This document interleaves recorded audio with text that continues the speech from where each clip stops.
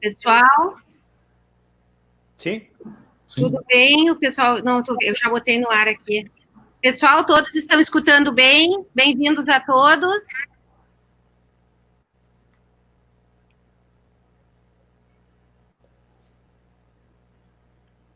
Fernando, estou perguntando se nós somos do HGF e o doutor Monte Alverne é do HGF, daqui a pouco deve entrar também. Nós não somos. A Letícia disse que está escutando bem. Letícia está escutando. Diego, olá, Diego. Daço. Acho que o microfone de todo mundo funcionando bem, né? Doutor Gilmar, sim, tá ótimo. Acho que nós já... O que você acha? Vamos começando, né, pessoal? Bom, pessoal, então, bem-vindos a todos, mais uma vez, mais um dia, hoje dando as boas-vindas para o doutor Gilmar do Prado, presidente da Academia Brasileira de Neurologia, que é um grande prazer tê-lo aqui conosco, né, e o nosso convidado Carlos Molina também todos esses dias conosco. Então, hoje a gente tem uma ideia de falar mais sobre tratamento. Antes de começar, eu quero dividir com vocês uma grande felicidade, que a gente teve a publicação, então, deixa eu só colocar aqui, a publicação do artigo falando, estão enxergando a minha tela? Sim.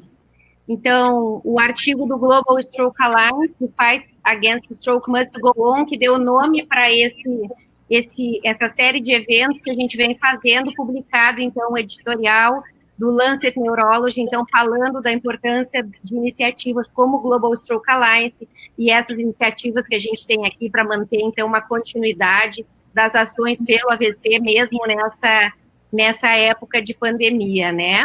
Então, sem perder tempo, vamos começar, Molina, com a apresentação, depois acho que a gente tem muitas perguntas e muito o que discutir. Ao lado, slides. Sim. Veis as diapositivas? Slides, aí Start Presentation e depois... Start Presentation. Yeah. Isso, perfeito. Perfecto. Pues muchas gracias, Sheila, para la presentación. Vamos a continuar el día de hoy. Yo voy a hablar del protocolo de tratamiento del ictus con infección por COVID. Es el que tenemos en nuestro hospital.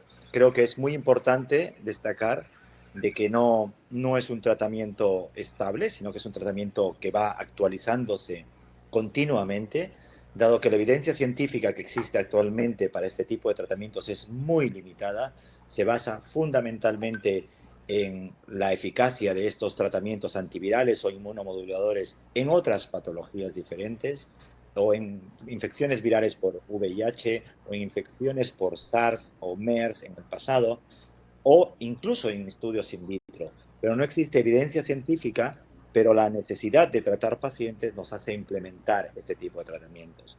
Hoy en día existen ensayos clínicos que están en marcha en todo el mundo, de distinto tipo, con antirretrovirales, con inmunomoduladores, incluso con plasma de pacientes convalecientes para mejorar el pronóstico funcional de los pacientes.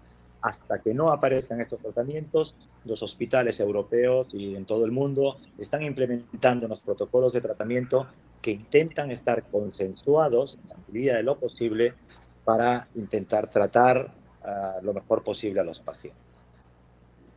Bien, lo que es muy importante en los pacientes con ictus es que tener muy claro que independientemente de que el paciente esté infectado o no por COVID, es decir, que tenga o no infección, neumonía por COVID, los cuidados generales del ictus tienen que ser los mismos. La atención al ictus hiperagudo, tanto en tratamiento trombolítico endovenoso como en tratamiento endovascular, tiene que ser el mismo. En la medida de lo posible es lo que tenemos basado en la evidencia, y una infección vírica no tiene que cambiar radicalmente nuestra forma de actuar y de tratar a nuestros pacientes, tanto en el diagnóstico como el manejo dentro de unidad de ictus, ya sea COVID o no COVID, como en el seguimiento posterior. Tenemos que hacerlo lo más parecido posible a lo que es el manejo habitual del ictus. Ya hemos hablado de la necesidad de estudios prioritarios y de la limitación de la actuación de los profesionales sanitarios. Esta diapositiva creo que es conocida por todos vosotros y demuestra básicamente las dos etapas clínicas de esta infección. Hay una primera etapa vírica, de respuesta vírica, con una alta carga viral, donde se detecta la PCR positiva, donde los pacientes tienen los signos típicos de una infección viral, que viene prácticamente solapada sobre el octavo o décimo día por una reacción inflamatoria, que en algunos pacientes, no en todos, pero aproximadamente un 10, 15, 20% de los pacientes, esta reacción inflamatoria es desproporcionada, es lo que se denomina una tormenta citoquímica, que es brutal, y es lo que en muchos casos lleva a la muerte del paciente. Es precisamente esta fase la que pasan los pacientes en unidades de cuidados intensivos, y esta fase es la que pasan los pacientes o de forma ambulatoria o ingresados en el hospital en una planta convencional. Pues bien, ante esta perspectiva existen dos tipos de tratamiento: el tratamiento antivírico para esta fase fundamentalmente, y un tratamiento inmunomodulador o inmunosupresor para esta fase. Bien, dicho esto, existen una serie de fármacos cuya evidencia se ha empleado científica viene de otras patologías u otras infecciones, pero las hemos ido adaptando de alguna manera para tratar a los pacientes. Los más destacados son la hidroxicloroquina, que como sabéis perfectamente es un fármaco antimalárico utilizado en el tratamiento de la malaria y que ha demostrado que inhibe tanto la entrada de virus a la célula como su endocitosis, y tiene cierto efecto inmunomodulador. Existen fármacos antirretrovirales muy potentes como el lopinavir en combinación con ritonavir. Es una combinación muy eficaz como inmunosupresor utilizado en la infección por el virus de la inmunodeficiencia humana, por el VIH, de allí su popularidad. Y otros fármacos como el endicivir, que al parecer es mucho más eficaz, pero su uso es mucho más restringido porque no hay una alta producción de este fármaco y es un inhibidor de la proteasa del RNA. Hay otros fármacos como el aricanant, que es un inhibidor de la interleuquina 1, y el tocilizumab, que es un bloqueante de los receptores de la interleuquina 6, que son fármacos inmunomoduladores muy potentes y que actualmente también se encuentran en fase de ensayo clínico, pero sin embargo se han incorporado off-label para el tratamiento de estos pacientes. Estos tratamientos hoy en día están sujetos a uso compasivo. Ustedes tienen esta fórmula. Nosotros necesitamos un consentimiento para el uso de estos fármacos. Evidentemente, en muchos casos no contamos con la familia del paciente y el paciente no está en condiciones para darnos su consentimiento informado, pero es el consentimiento de otro personal sanitario que esté presente, en el que es la única situación, el único tratamiento que podemos dar al paciente. ¿Cuáles son los fármacos antivirales con los que contamos actualmente y que utilizamos en la práctica clínica en nuestro hospital? La hidroxicloroquina es el Dolquine, el que más se utiliza. He mencionado que inhibe la entrada del virus a la célula en endocitosis y tiene un efecto inmunomodulador, pero tiene efectos secundarios. Y uno de estos efectos secundarios a destacar, muy importante, es el cutre. Y si con algo nos tenemos que familiarizar en el tratamiento de esta infección, es en mirar los electrocardiogramas y mirar el intervalo QT. ¿Por qué? Si el paciente tiene un QT por debajo de 500 segundos, lo más probable es que no haya complicaciones. Lo más probable es que tengas que monitorizarlo, pero no de una forma muy estrecha. Pero si el enfermo tiene un QT por encima de 500 milisegundos, el riesgo de complicaciones por hidroxicloroquina o fundamentalmente por la combinación de hidroxicloroquina con ritonavir es muy alta. Y nosotros particularmente hemos tenido un caso de muerte súbita en un paciente tratado de esta forma, una trombectomía con un TICI-3, recuperación de la NIH de 21 a 7 y muerte súbita a las pocas horas. Y esto nos pasó a nosotros. Y es una enseñanza que queremos transmitirlo porque nos pasó. Y esto es, sí, hay que fijarse muy bien en el intervalo QT porque es uno de los grandes problemas de este tratamiento. Todo el esfuerzo que hagamos por tratar a un paciente en fase aguda se puede ir a la basura, básicamente por no prestar atención a este efecto sexual. Produce efectos adversos.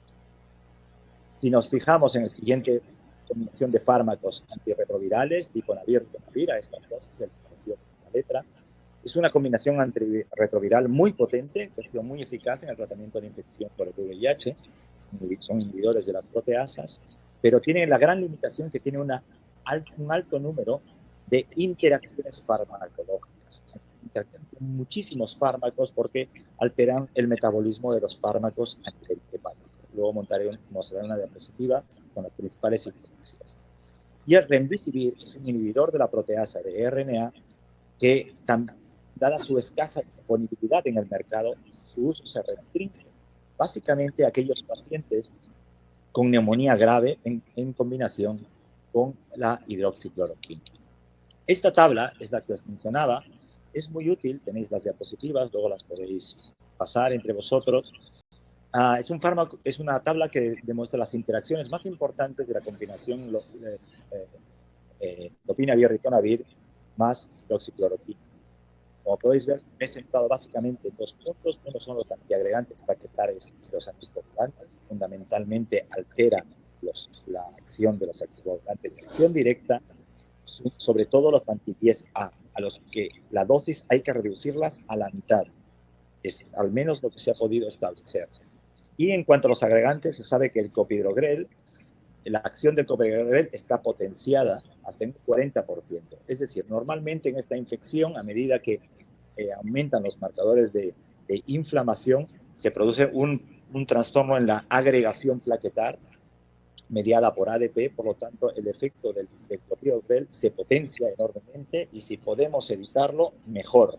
Al menos cuando el paciente esté tomando esta medicación, evitar doble antiagregación. Sé que es complicado, pero hay que intentarlo evitar al menos durante el tiempo que estemos tratando, sobre todo el uso del clopidogrel. Esto porque no sabemos exactamente cómo tenemos que reducir la dosis. De hecho, está, como podéis ver, en rojo. Es mejor no darlo mientras los pacientes estén tomando esta medicación. Y los psicofármacos, hay una serie de psicofármacos, entre ellos unos muy utilizados como el haloperidol, utilizados en cuadros confusionales o cuando pacientes agitados. Podemos tener pacientes en unidad COVID mayores que tienen un cuadro confusional por la infección, por la hipoxemia, etc. Y estos fármacos deberían limitarse. Hay otros fármacos que sí que podemos utilizar, los que tenéis en la diapositiva en verde, que pueden utilizarse con cierta seguridad. El tocilizumab, a diferencia de los fármacos antirretrovirales, es un fármaco inmunomodulador, de hecho es un anticuerpo monoclonal que bloquea los receptores de membrana y también los receptores solubles contra la interleuquina 6. Es un fármaco dado durante bastante tiempo para el tratamiento de la artritis reumatoide y otras enfermedades neurológicas, fundamentalmente aquellos pacientes que eran sometidos a tratamientos TICAR, tenían una respuesta inmunológica desproporcionada. Su uso es para pacientes con deterioro de la respuesta, deterioro respiratorio importante, con neumonía grave, una insuficiencia respiratoria que está debajo de 300 o, evidentemente, unos niveles de interleuquina. O sea, es un marcador muy sensible de mala evolución y también de mal pronóstico, por encima de 40 picogramos por mil. ¿Cómo tratamos a los pacientes? Lo trataremos en función de los síntomas. En casos de síntomas leves sin neumonía, el tratamiento es puramente sintomático. Si esto para la fiebre, paracetamol y ya está. Sin embargo, en algunos casos, en algunos pacientes de alto riesgo, hay que añadir al tratamiento hidroxicloroquina, el doquine, durante 5 días, a las dosis que veis en la diapositiva, en determinados grupos de pacientes de alto riesgo, como son los pacientes oncohematológicos, trasplantados, aquellos HIV con linfopenias por debajo de 200, terapias inmunosupresores, diabéticos mal controlados o cardiopatías graves. Vale la pena en estos pacientes con síntomas leves añadir hidroxicloroquina al tratamiento sintomático. Sin embargo, cuando el paciente tiene una neumonía sin síntomas de gravedad, una neumonía, la típica que el paciente con una neumonía bilateral al que tiene que ingresar al hospital, pero no tiene criterios de gravedad. Esta es la combinación que utiliza el hospital, liponavir-ritonavir. Es importante destacar que esta combinación, recientemente ha salido un estudio que demuestra que no es eficaz, pero es un estudio muy pequeño, con un poco margen de seguimiento, y el tratamiento no estaba en la combinación cuando se trata de forma aislada, no ha demostrado ser eficaz. Parece que hay signos de eficacia en la combinación con hidroxicloroquina, que es como lo utilizamos. Como decía al principio de la presentación, no existen datos sólidos que apoyen el uso o nos digan que no debemos tratar a esos pacientes con esta combinación. Nosotros le estamos utilizando liponavir con hidroxicloroquina. Esta combinación es potencialmente dañina en casos de QT largo, con lo cual hay que tener muchísimo cuidado con los pacientes con alargamiento del periodo QT.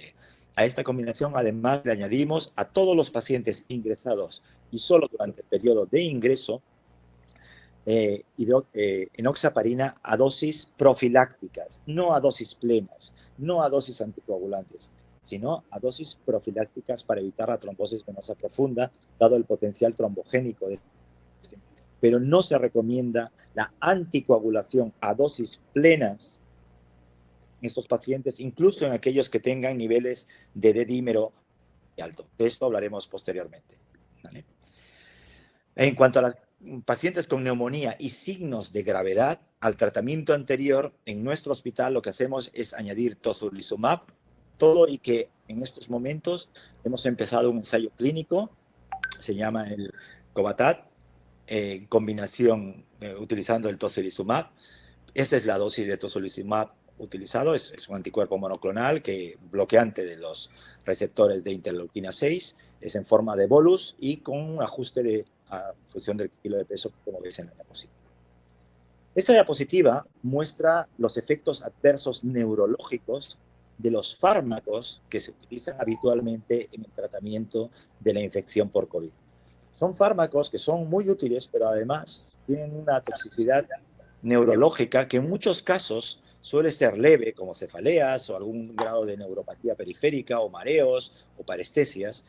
Esas son las causas leves, pero en alguna ocasión pueden producir crisis epilépticas, por lo cual hay que prestar especial atención a pacientes tratados allí, porque es probable que nos llamen de una planta COVID diciendo que hay un paciente con crisis epilépticas, hay que revisar los tratamientos, sobre todo en pacientes previamente epilépticos, por las interacciones medicamentosas con hidroxicloroquina y la combinación lopinavir-ritonavir que pueden haber. También hay cuadros funcionales, etc. En el caso del tocilizumab, es un fármaco muy eficaz, pero que además tiene muchos efectos secundarios de tipo neurológico, fundamentalmente encefalopatía, ictus y convulsiones. Os voy a presentar un caso que lo hemos enviado para publicación a Neurology esta semana. Es una paciente de 49 años con una neumonía bilateral, COVID positivo. La paciente estaba ingresada en la UCI durante un periodo de 3 semanas. Hacía 2 semanas que había sido tratado con 2 bolus de tocilizumab. Presenta de forma brusca una ceguera bilateral con plegia crural derecha. Ese es el protocolo de estudio que hacemos en todos los pacientes con ictus, un TAC. Vemos el TAC torácico con los signos de neumonía por COVID muy claros. Y en el estudio de perfusión vemos una hipoperfusión en el territorio de ambas arterias cerebrales posteriores. Y en el estudio angiográfico un retraso de las secuencias angiográficas de la llegada de contraste en el territorio posterior. La llevamos a la sala de angiografía, se le hizo una angiografía diagnóstica que demostró la presencia, lo podéis observar, de una vasoconstricción segmentaria muy importante, no solo en el territorio de la arteria basilar, sino en ambas arterias cerebrales posteriores, y aunque no lo veis en la diapositiva, también en la cerebral anterior.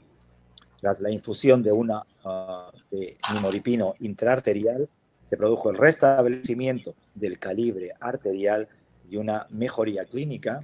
Se vio reflejado en el estudio de control, en el cual había un restablecimiento de una normalización de la hipoperfusión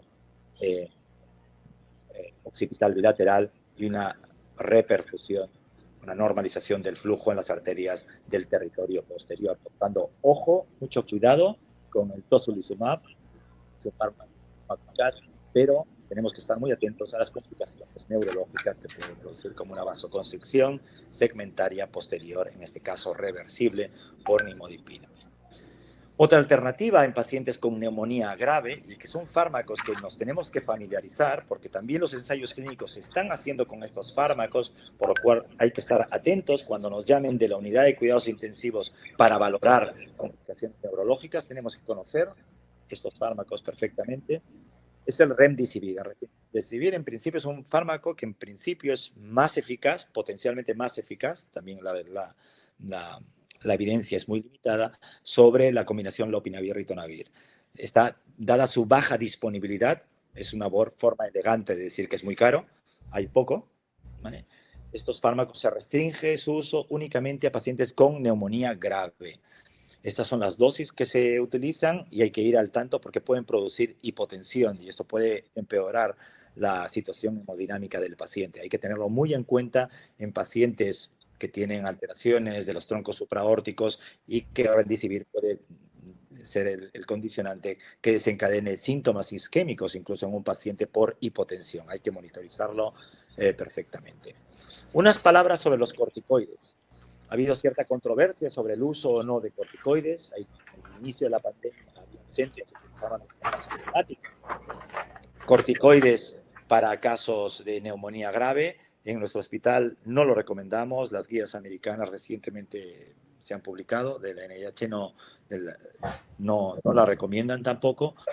Solo se recomienda de forma sistemática, pero solo en unos casos muy individualizados, que tenemos que tenerlos muy identificados, fundamentalmente pacientes con broncoespasmo asociado o pacientes con síndrome de distías respiratorias que tienen una evolución muy mala, pero ya es como una situación desesperada en forma de bolus, aquellos que son refractarias al bolus, al prono, que no tienen mejoría radiológica o que tienen unos parámetros analíticos de inflamación, predictores de mal pronóstico muy elevados, con una hiperferritinemia, un dedímero muy elevado quiere decir por encima de 1.500, 3.000 nanogramos por decilitro, o una PCR muy elevada o una linfopenia profunda. En estos casos, en casos muy seleccionados, podría ser una opción los corticoides, pero no de forma sistemática.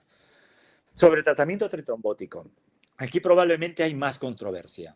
Claro, si nos dicen que tenemos una infección que incremente el riesgo trombótico, estamos muy tentados a anticoagular al paciente lo antes posible.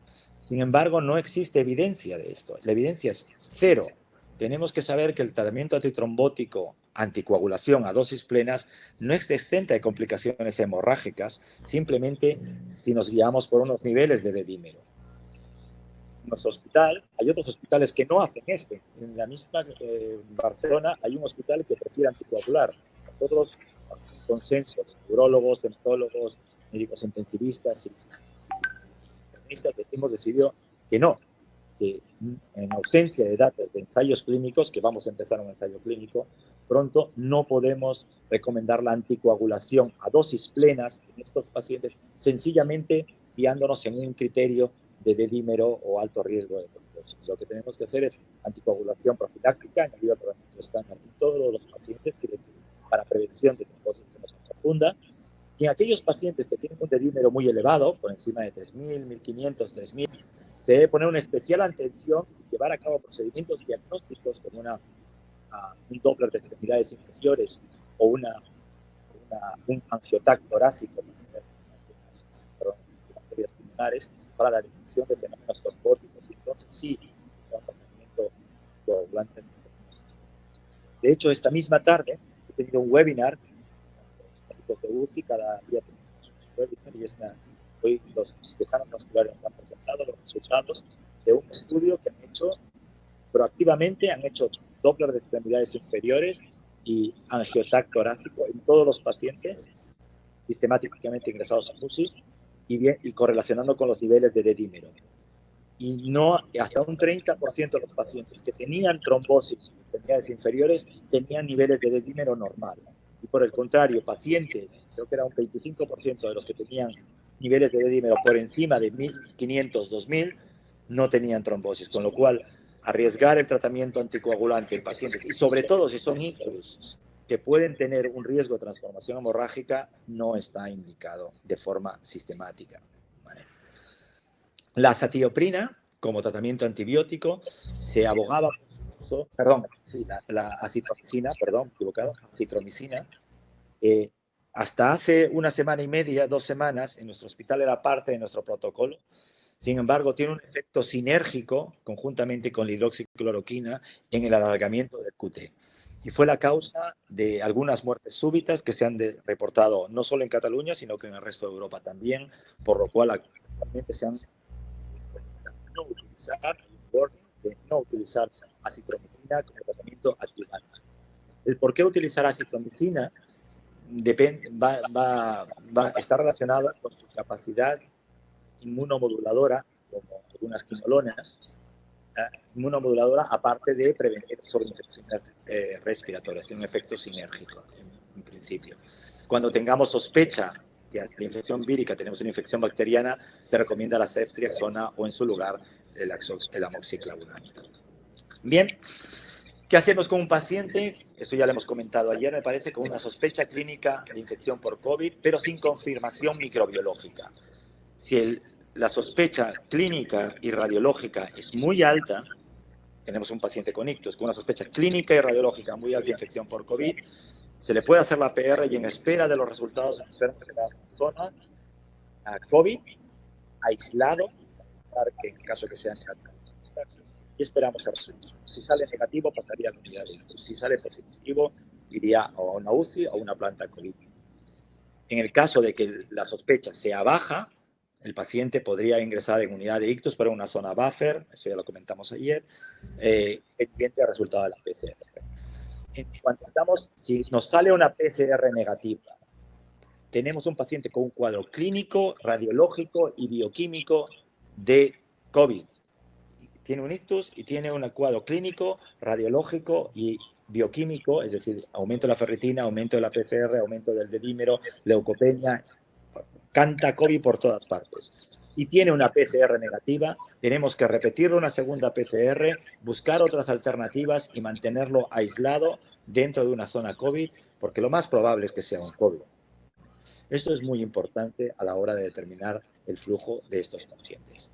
En resumen, lo más importante para acabar, es decir, que el protocolo de manejo del ictus es un manejo multidisciplinar, lo tenemos que mantener exactamente el mismo, ampliándolo también a otros profesionales que nos tienen que ayudar, los neumólogos sobre todo, hay que hacernos amigos de los neumólogos. Tenemos mucho que aprender de ellos durante esta pandemia, radiólogos, médicos de urgencia, médicos de cuidados intensivos. Tenemos que prestar una especial atención a las interacciones medicamentosas, fundamentalmente, ojo con los pacientes epilépticos, que la combinación hidroxicloroquina, lopinavir, ritonavir, alteran mucho los niveles de los fármacos antiepilépticos, ¿vale? Y sobre los efectos neurológicos de los propios fármacos antivirales e inmunomoduladores. Es muy importante tenerlos muy presentes y estar muy vigilantes ante fenómenos trombóticos asociados al tratamiento. Y esto es todo. Muchas gracias.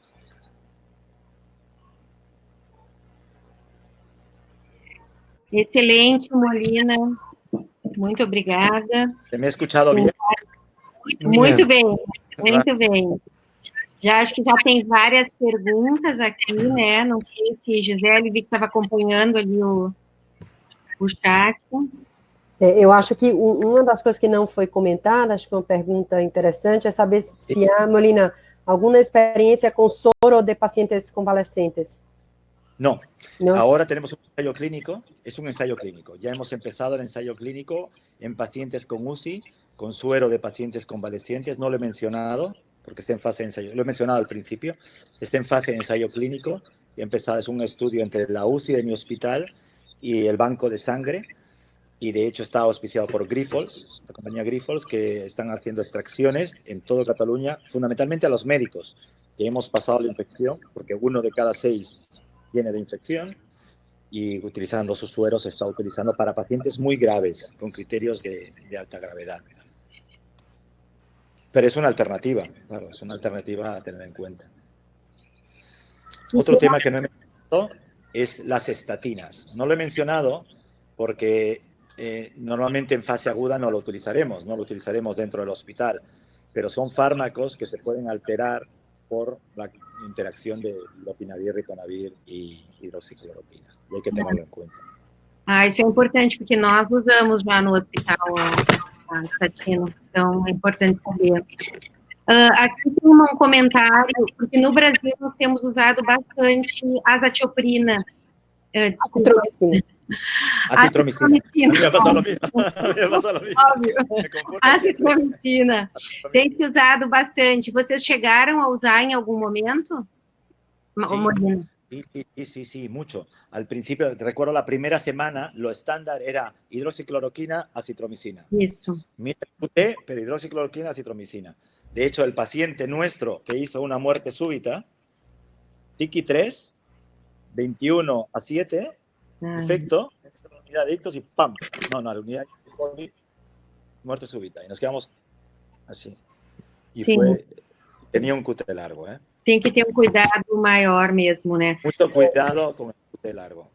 Um dos estudos feitos na coalizão Brasil-Covid está avaliando a hidroxicloroquina sozinha versus hidroxicloroquina mais azitromicina.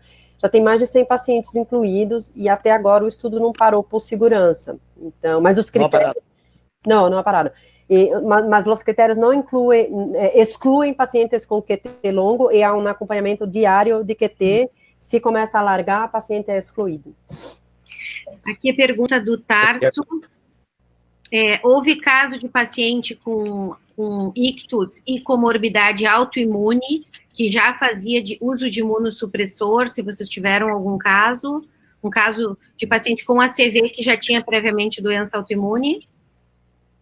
No lo tenemos, pero si se presenta el caso, pienso que es una persona de muy alto riesgo.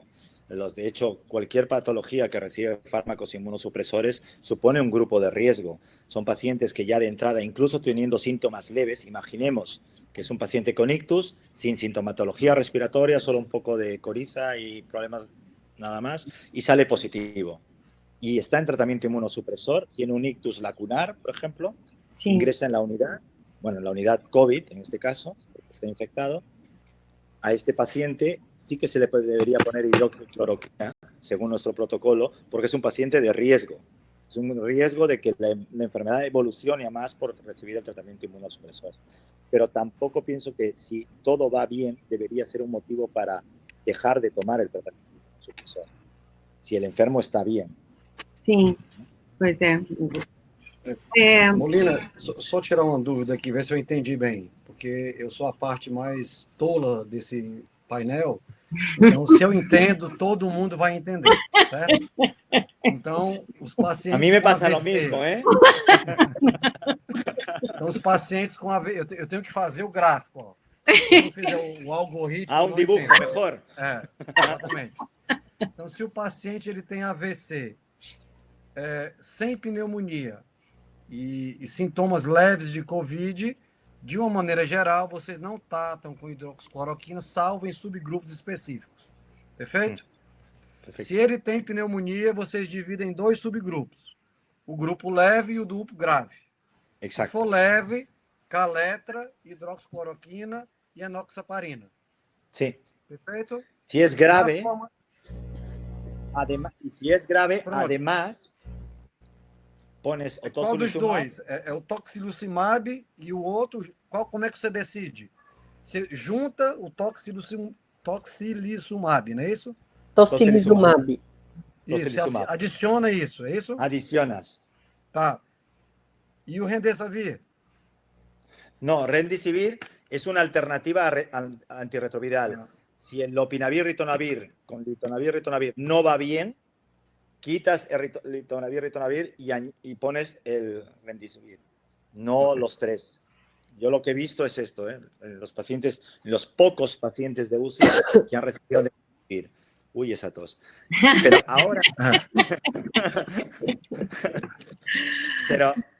ahora... Então, assim, Molina, parabéns pela didática. Até eu entendi, né?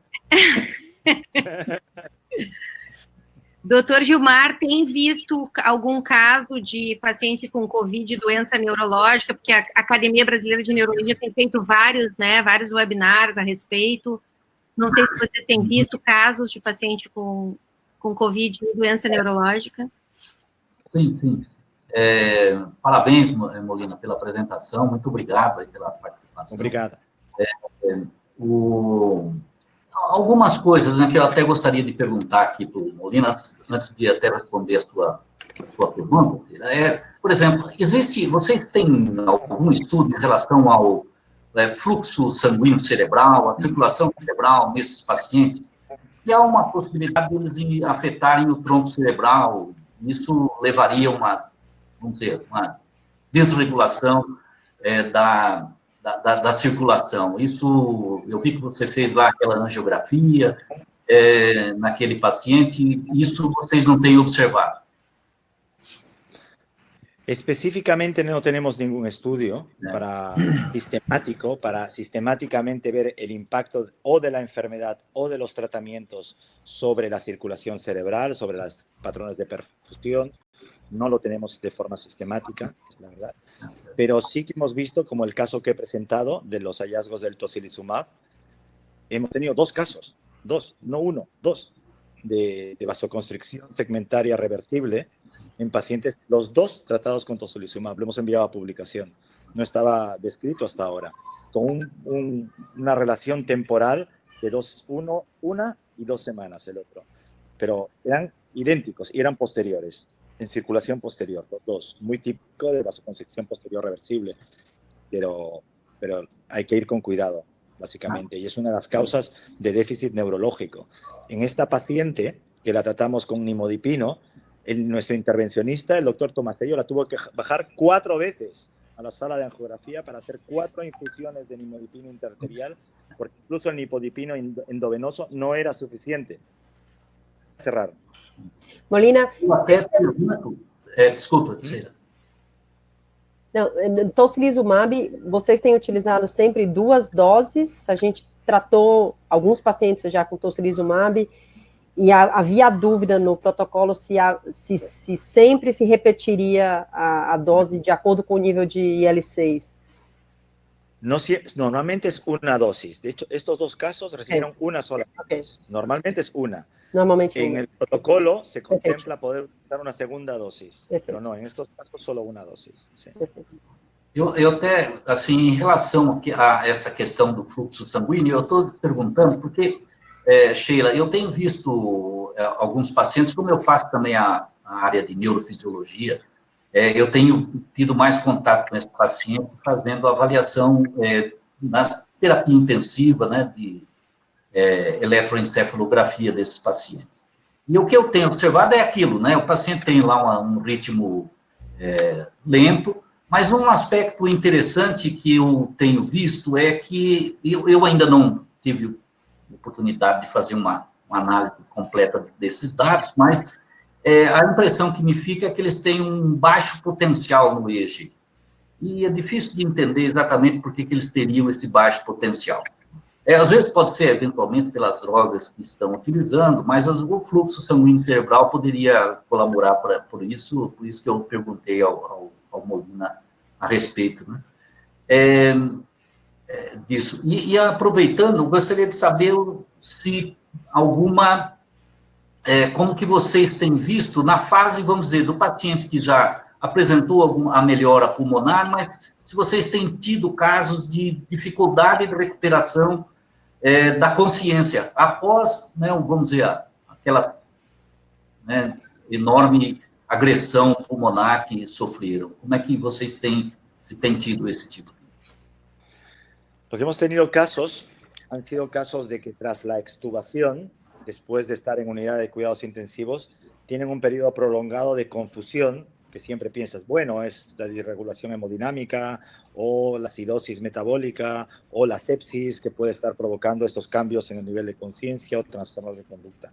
Pero hemos visto que algunos casos han sido más prolongados, incluso hemos sospechado que no se tratase de una infección, de una encefalitis.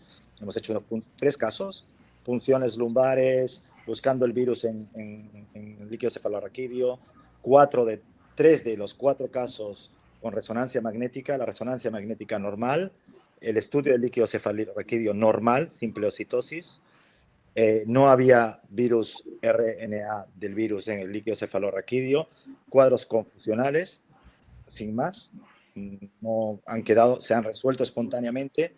De hecho, no tenemos ningún caso de encefalitis. Tenemos Guillain-Barré, pero no tenemos ni rombencefalitis ni encefalitis mesial, evidentemente no ningún caso de encefalitis necrotizante, pero activamente lo estamos buscando, así como en las miopatías estamos encima de ellos para intentar ver qué tipo de miopatía es, si es una miopatía del paciente crítico, si es una miopatía por rhabdomiolisis y que tiene un pronóstico, o si es Guillain-Barré, que eso sí estamos viendo síndrome de Guillain-Barré. Es bastante frecuente. Eu tenho um caso parecido com esse agora para mostrar, do Gustavo Fernandes e do Naz, eu vou compartilhar com vocês. porque eles me pediram para discutir justamente porque é um caso que está agora sendo atendido. Estão vendo a minha tela? Sim. Tá. Então, é um homem de 66 anos, está internado no Moinhos de Vento agora, tá? Internado há 35 dias por pneumonia, por Covid, já com uma semana de evolução de febre e prostração, sendo investigado para dengue no início, em função de um surto em Santa Rosa, que é uma cidade do interior do estado onde ele mora. Foi entubado na chegada, desenvolveu QT longo no 3º dia, estava usando cloroquina e azitromicina, porque é utilizado no hospital, cloroquina e azitromicina, monitorado de perto o QT. Teve uma melhora quase completa da pneumonia, já há 9 dias, quando foi suspensa, então, toda a sedação. Ele usou, durante a ventilação, curare, midazolam e fentanil. Só que desde que foi retirada a sedação, não retornou os movimentos. Ele tem uma tetraparalisia flácida, agora já tem alguma coisa de grau 1 dos membros inferiores, não tem movimentos oculares, não tem abertura palpebral, as pupilas são iso e fotorreagentes. Ele fez uma tomografia, uma angiotomografia arterial e venosa que foram normais. Fez uma eletroneuromiografia, que tu ia falar, Molina? Es un Guillain-Barré axonal. ¿Tú acha No, que es un pero hemos tenido un caso igual, ¿eh? Hemos tenido un caso exactamente igual. Pues Ahora sí. tenemos exactamente igual. Exactamente Neuropatía axonal, exactamente igual. Un Guillain-Barré axonal que tiene mal pronóstico. Probablemente puede haber algo de encefalitis de Bickerstaff, ¿no? De encefalitis de tronco asociada por esta oftalmoparesia tan importante. Tiene antigangliósidos y... Essa é a ressonância, né? Tem essas alterações posteriores que eles consideraram inespecíficas. Sheila, não está aparecendo. Não está compartilhando. Ah, desculpa, eu descompartilhei a tela, tá? Deixa eu mostrar de novo. Ele tem uma ressonância, essa ressonância aqui, tá? Que tinha essa alteração de esse hipersinal aqui posterior. Não brilhava na difusão não tem nada, e, na verdade, ele tem um líquor, o líquor feito no 8º dia após retirar a sedação, que é normal, tem 2 leucócitos, 20 proteínas, mas eu acho ainda que pode ser precoce, e tem essa eletroneuromiografia feita hoje, que sugere uma polineuropatia axonal, que acharam que era neuropatia do doente crítico, né? Então, me pediram para trazer aqui, o Gustavo tá assistindo também, não sei se o Gustavo tem alguma coisa para acrescentar. Esse paciente usou polimixina também, né? Ele está em insuficiência renal agora em hemodiálise, e ele melhorou da pneumonia, mas o quadro neurológico, ele realmente não...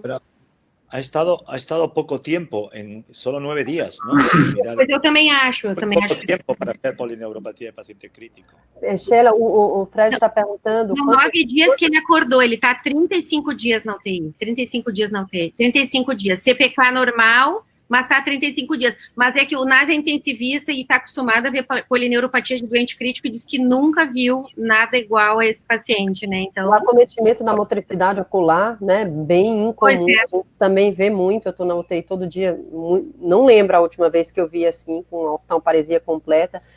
Estão perguntando aqui, o Frederico está perguntando se por quanto tempo usou bloqueador neuromuscular, né?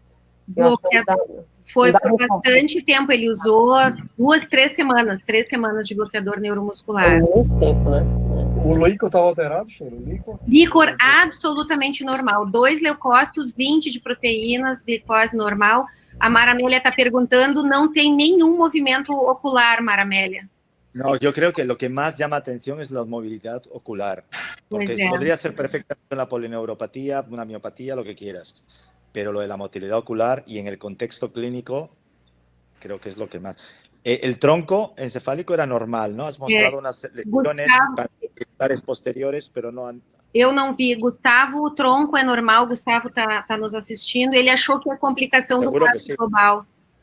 Mas eu acho que o tronco cerebral não tem nada, pelo que eu entendi. Acho que a única alteração da ressonância era aquela, né? Não tinha...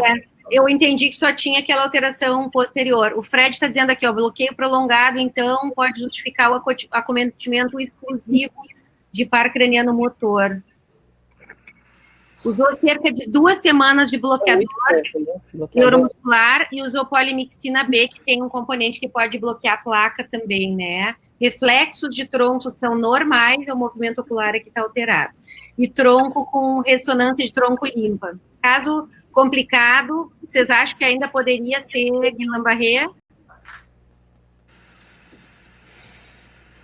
En la electromiografía, se lo han mirado bien, no haría falta repetirlo e a ver se hay afectação Repetir radicular. depois, eu imaginei também.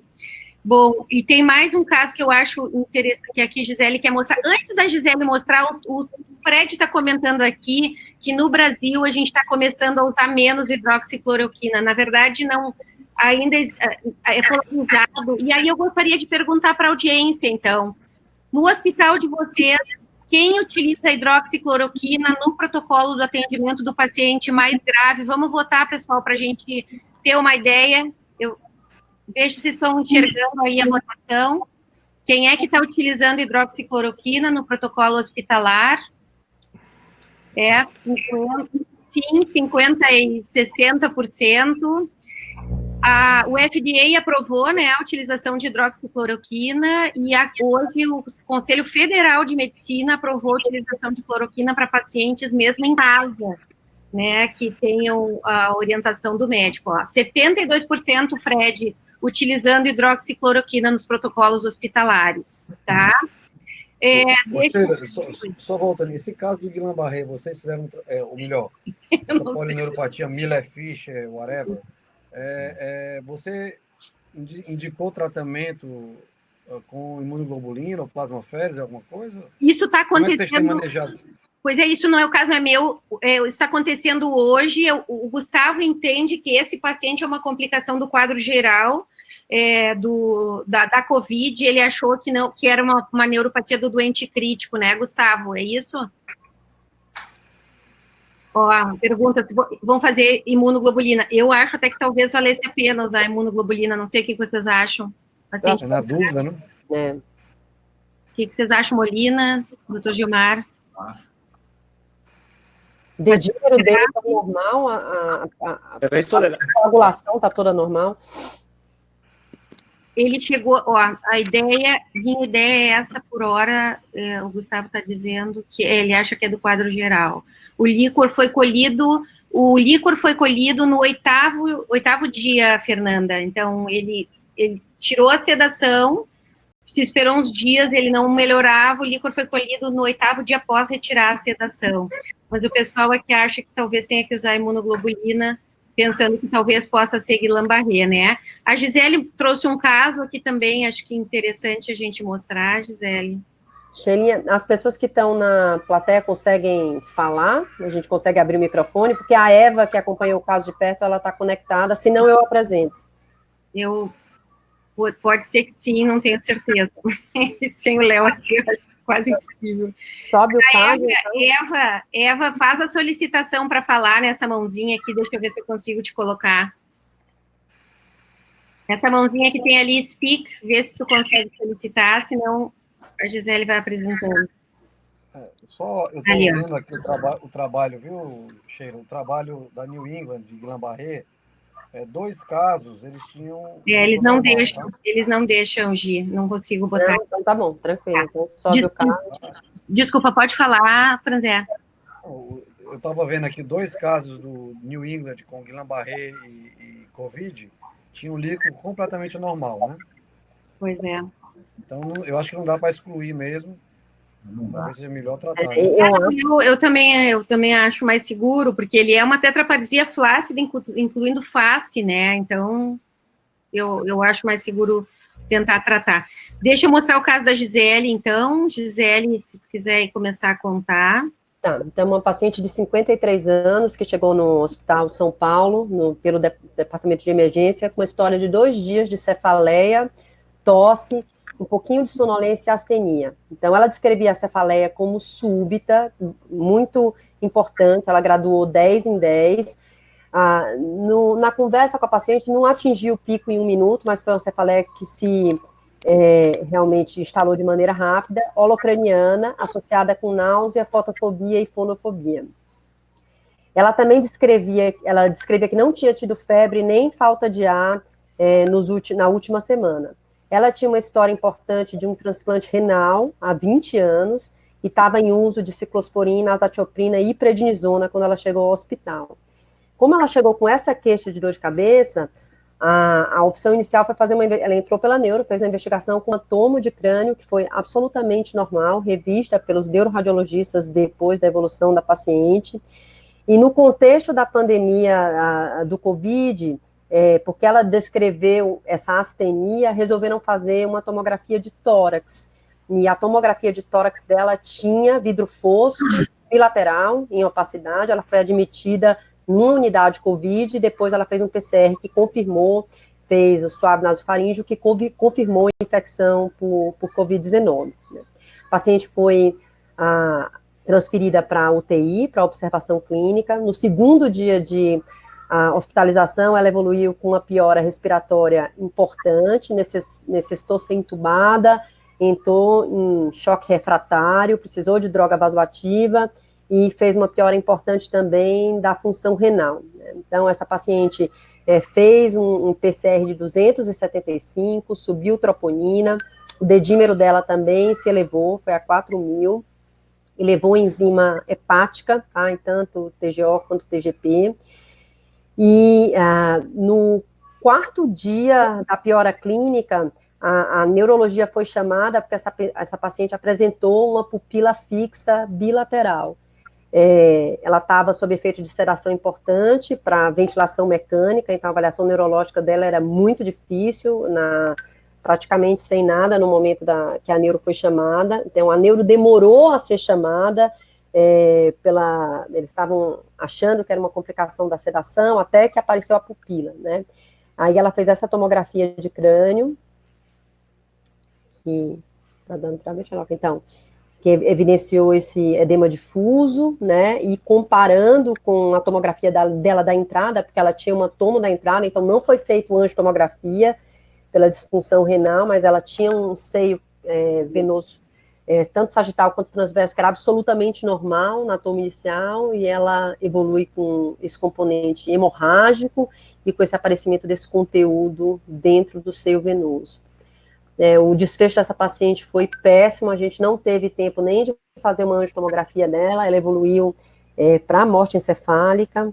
As provas de morte encefálica, eu discuti isso com o Franzé, foram feitas sem desligá-la do ventilador, né, então a gente usou aquele protocolo modificado de teste da apneia, e ficou como uma provável trombose venosa cerebral associada à infecção pelo Covid.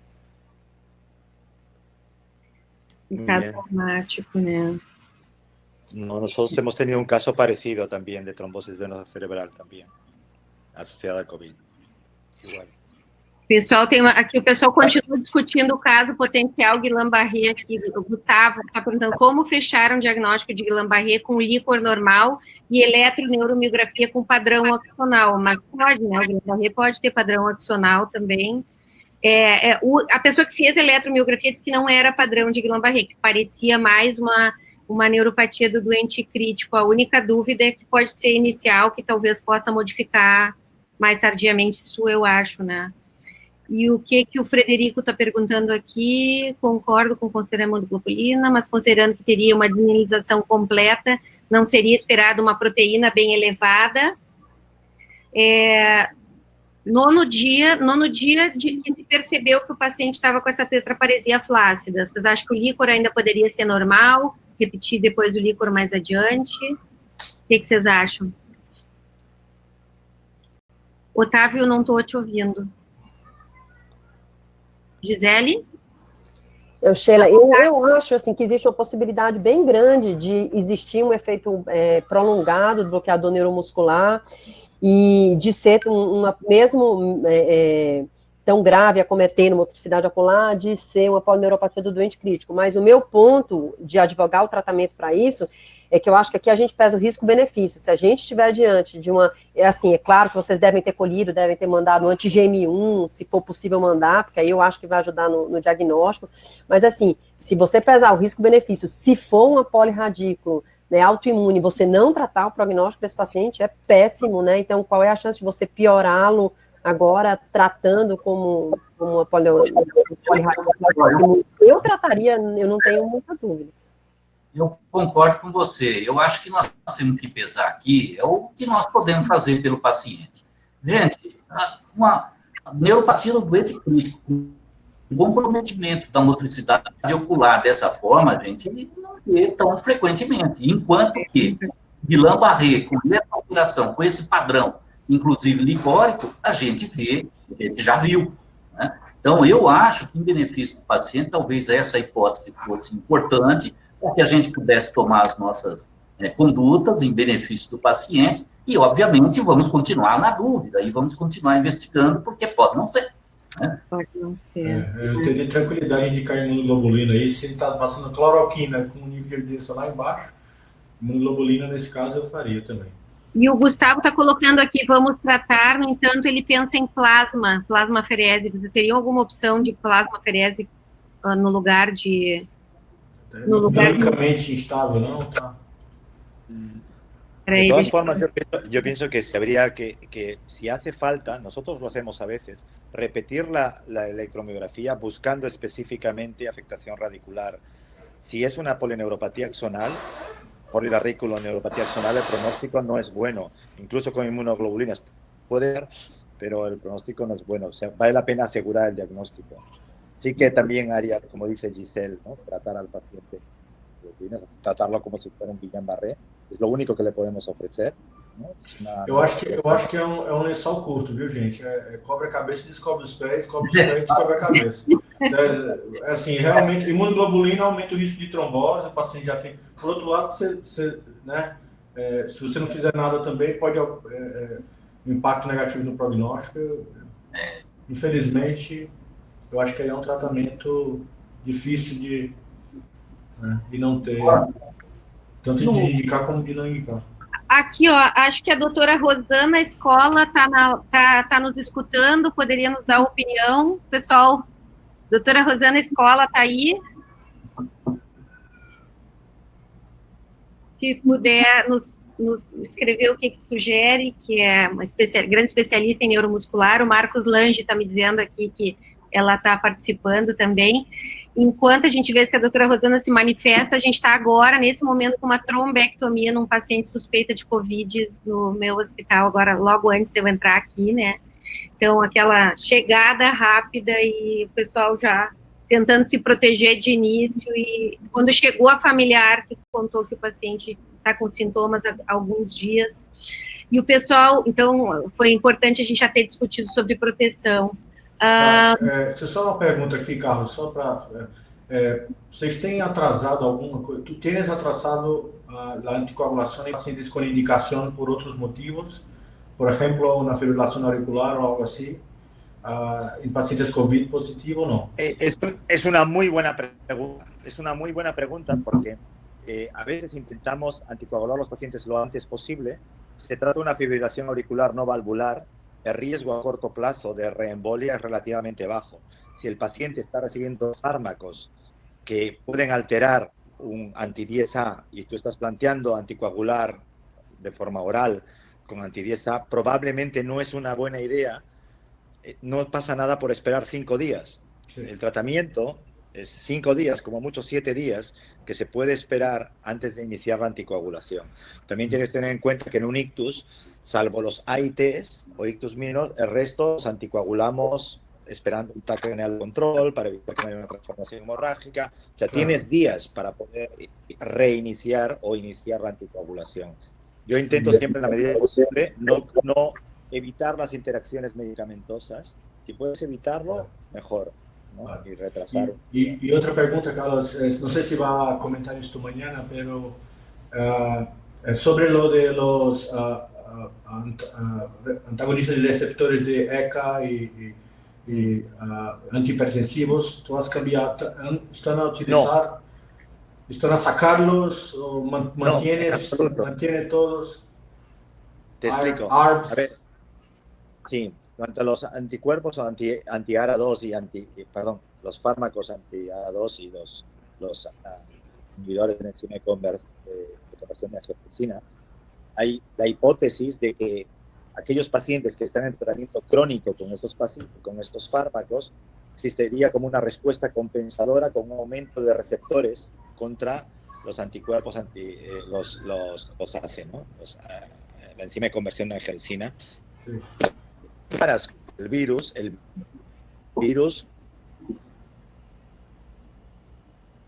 se corta un poco. hemos visto esto, todos lo recomiendan, que no tienes que dejar de tratar a los pacientes con este tipo de fármacos. No recomendamos el pararla, tienes que seguir tomando medicación. Sí, sí, entonces no para la medicación, ¿vale? Sigue no paras tomando, la medicación. Muy bien. No, y además es algo que es más teórico que no en el aspecto práctico. Claro, no hay estudios que demuestren que estos pacientes van peor. Incluso las hemorragias intracraneales que hemos tenido, que estaban un poco más incrementadas y que algunos tomaban este tipo de fármacos, no tenían mayor afectación que otros. No hay un motivo para dejar de dar esos fármacos.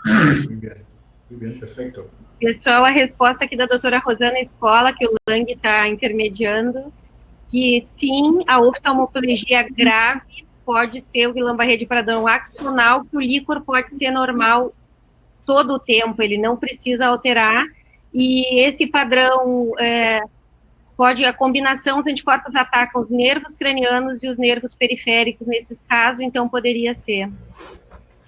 E ela faria imunoglobulina, Felipe? Boa pergunta. Pergunta para o Lange aí. Eu acho que a pergunta do Gustavo e a preocupação é muito válida. Sim. É assim, que nós vamos ver muitos pacientes com polineuropatia do doente crítico nessa época de Covid, porque eles ficam muito tempo internados e há uma tendência de se usar muita sedação nesses pacientes, né, que é até questionável, e bloqueador muscular por um período grande de tempo também. Então, ele está perguntando assim, quanto nós vamos ter que fazer de tratamento, né, para a gente colher líquor em todo mundo. Eu acho que uma das coisas, nesse caso, é a oftalmoplegia, né? Então, inúmeros pacientes com neuropatia do doente crítico na UTI, confirmado com eletroneuromiografia, mas, assim, um paciente com oftalmoplegia completa, eu conto nos dedos, assim, eu acho que eu nunca vi por polineuropatia do doente crítico. Aqui, ó, a resposta da doutora Rosana, ela trataria como síndrome de Guillain-Barré, tá? E aí, depois, monitorar, fazer o exame diante, que pode ter uma combinação de Guillain-Barré e doente crítico, mas que com esse padrão trataria pode como ser os dois, né? endovenosa. Muita mala sorte, hein? Sim.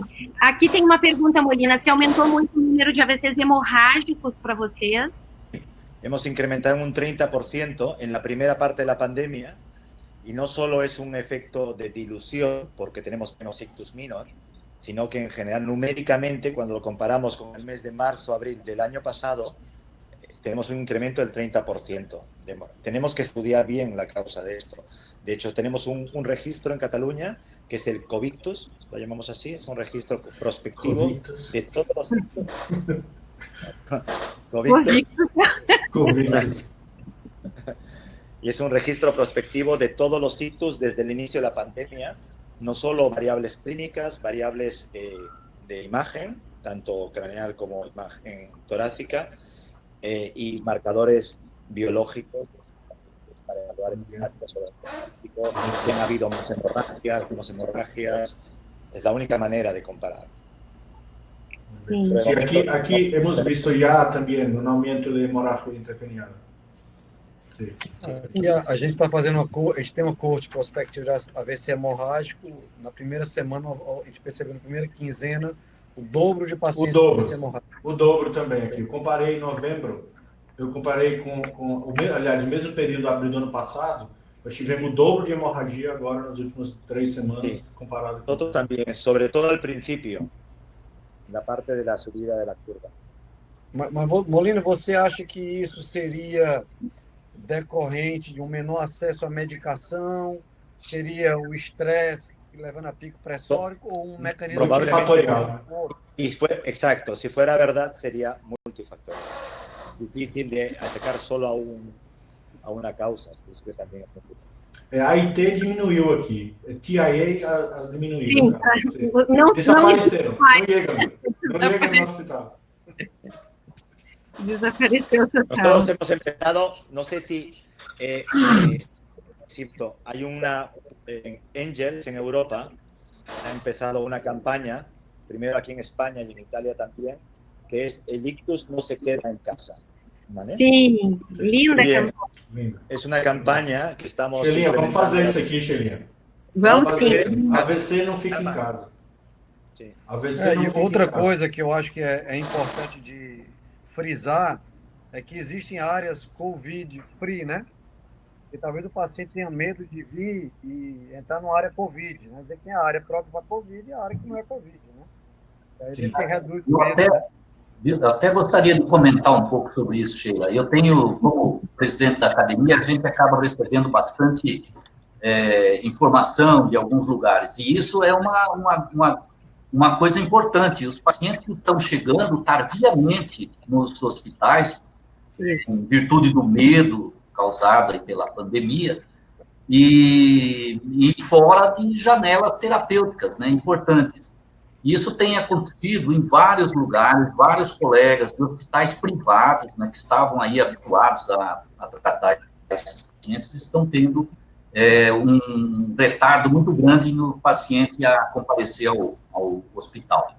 E um outro aspecto, que até aproveitando o caso que a Gisele apresentou, é o quanto que o neurologista, de certa forma, tem sido negligenciado no acompanhamento desses pacientes.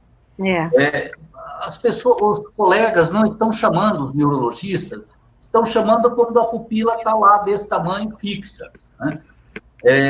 Eu acho que, assim, eu tenho aqui uma ideia de fazer uma divulgação aqui pela Academia Brasileira de Neurologia, chamando a atenção dos colegas para que realmente convoquem os neurologistas mais precocemente para acompanhar determinados casos. Muitas vezes, como disse aqui, como já comentou o Molina, são pacientes que às vezes não acordam e por isso agora vamos chamar o neurologista. Mas pacientes que tenham lesões cerebrais prévias em estado crítico, né, e geralmente são pacientes que mais críticos são aqueles que têm doenças prévias e que, portanto, podem ter lesões cerebrais prévias, também são mais propensos a terem uma complicação maior do ponto de vista neurológico. E esses pacientes podem, por exemplo, desenvolver estados epilépticos subclínicos e não serem diagnosticados.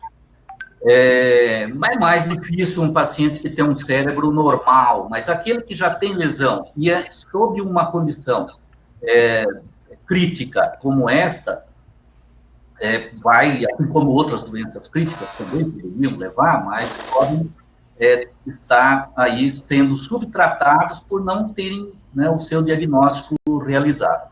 Então, essa é eu não sei se na Espanha o pessoal, os neurologistas estão sendo chamados mais a miúde, né, mais frequentemente, né, ou é um fenômeno aqui do Brasil. No. Vamos a tope nosotros. De hecho, ahora, aparte de lo que hacemos, encargarnos de la unidad de ictus, de los problemas neurológicos habituales, tenemos un equipo de neurólogos que forma parte del equipo de cuidados intensivos. Son neurólogos, uno de neuromuscular, 3 de ictus, estamos dentro de las unidades de cuidados intensivos, 3 neurólogos dentro de semicríticos. Estamos en urgencias también, formando parte del pool de médicos de urgencias, neurólogos haciendo de médicos de urgencias. Las necesidades de la pandemia. Yo pienso que entramos también en un modelo de atención al paciente neurológico mucho más abierto y multidisciplinar. Y tenemos que estar nosotros liderando los procesos, no esperar a que nos llamen. Tenemos que ir a buscar a los pacientes, los casos. Un urgenciólogo o un médico de UCI siempre piensa, tienen una miopatía o tienen esto, polineuropatía del paciente crítico. ¿Seguro? ¿Todos son paciente crítico? Si buscas un poco, puedes seccionar qué pacientes son polineuropatía de paciente crítico, miopatía de paciente crítico, cuántas son miopatías por infección viral, si tiene un pronóstico diferente y una vía de seguimiento diferente. Yo pienso que el papel de los neurólogos en general es muy importante ahora y tenemos que tener una acción proactiva, una actitud transversal, no compartimentalizarnos, ¿no? Creo que es lo mejor.